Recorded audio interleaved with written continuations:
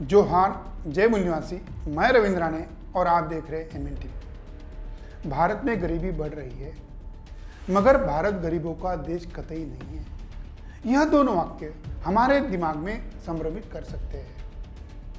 देश में इस पैंडेमिक के समय देश आर्थिक विषमता की ओर बढ़ते जा रहा है। हमारे देश में यह विषमता सामाजिक व्यवस्था से जुड़ी हुई है। अंबानी और अडानी इन्होंने इस पैंडेमिक परिस्थिति में भी जो लॉकडाउन लगाया था, उसका लॉकडाउन का फायदा उठाकर अरबों खरबों डॉलरों में धन बटोरा है। देश के प्रधानमंत्री नरेंद्र मोदी जी ने 2014 के पहले सभी भारतीयों को आश्वस्त किया था कि जब भाजपा की सरकार आएगी तो स्विस बैंक में जो काला धन पड़ा हुआ है वो वापस लाएंगे और सभी लोगों के खाते में जमा करेंगे। वो तो एक चुनावी जुमला था।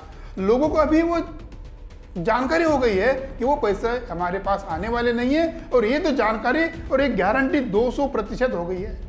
उन पैसों की बात छोड़ो, आज 80 करोड़ लोग भूखमरी के कगार पर है। जिंदा रहना मुश्किल हो गया है। 2019 के आखिर में भारतीयों की 6,600 करोड़ रुपए स्विस बैंक में जमा थे। पिछले साल कोरोना महामारी के समय यह कालाधन 3 गुना बढ़ा हुआ है, यानी 20,700 करोड़ रुपए स्विस बैंकों की भारत की अलग अलग वित्त संस्थाओं में यह जमा है। यह जानकारी स्विट्जरलैंड की मध्यवर्ती बैंकों ने दी है। इस मध्यवर्ती बैंक ने यह भी कहा है कि 20,700 करोड़ रुपए यह काला धन नहीं है।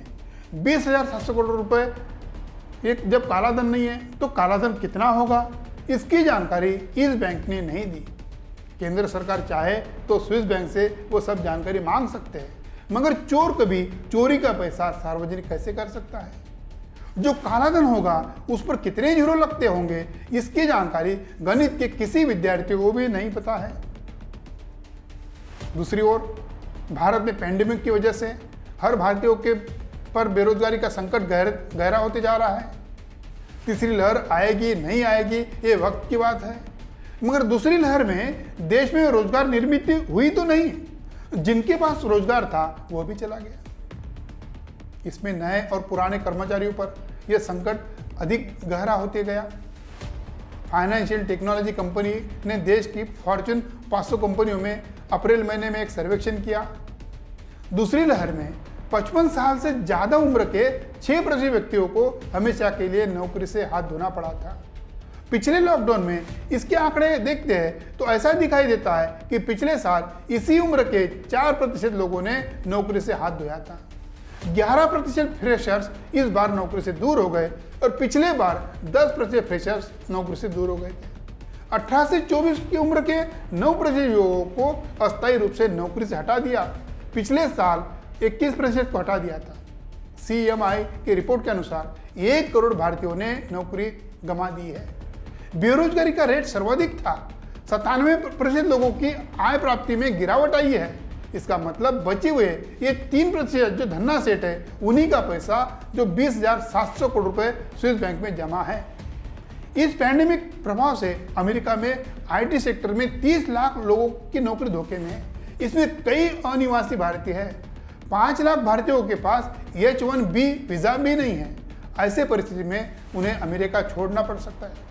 जिनके पास H-1B वीजा है उनकी नौकरी के लाले पड़ सकते हैं, वह भी बेरोजगार होने वाले हैं।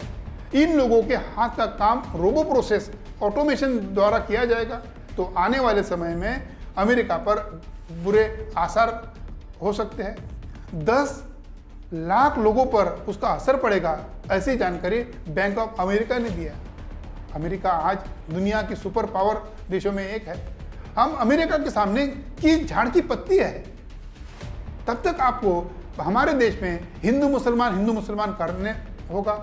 दूसरे धर्म के लोगों को जबरन JSR के नारे लगाने के लिए कहना होगा, तभी हमारा देश आगे बढ़ सकता है, ऐसे हमारे भक्तों को लगता है।